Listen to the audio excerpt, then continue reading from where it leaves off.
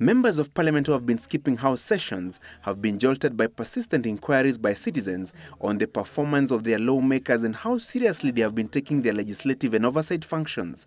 Former Rongai Member of Parliament Luka Kigen set the ball rolling last week when he wrote to the Clerk of the National Assembly Justin Budi and copied the letter to Speaker of the National Assembly Justin Muturi, citing Raymond Moi for skipping more than 8 sessions.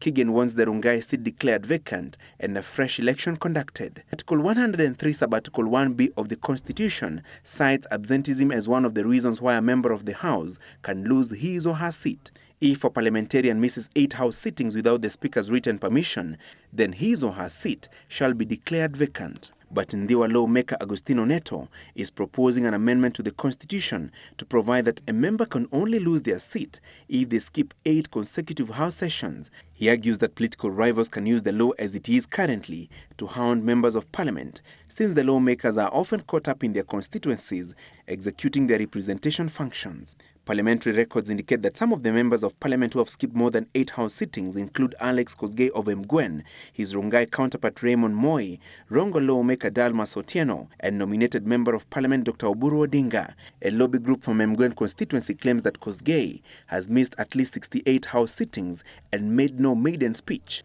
They want the House Rules and Privileges Committee to recommend that the seat be declared vacant. Otieno has skipped several House sittings and was recently appointed Kenya's special envoy to the South Sudan peace talks by President Uhuru Kenyatta.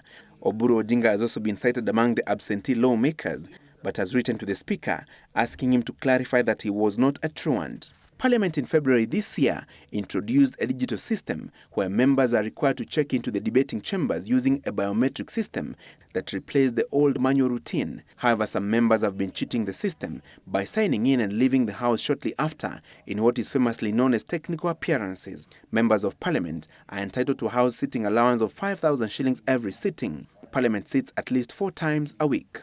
And despite the lucrative sitting allowances, House sittings have often been adjourned due to lack of quorum. The Constitution requires that the National Assembly sittings must have at least 50 members out of 349 in attendance and at least 15 in the Senate. There are 67 members. And until Neto's proposal to amend the Constitution is debated and adopted by at least 233 members of the National Assembly and also approved by the Senate, then the honorable truants are in trouble. Francis Gachuri, Citizen Live at 9.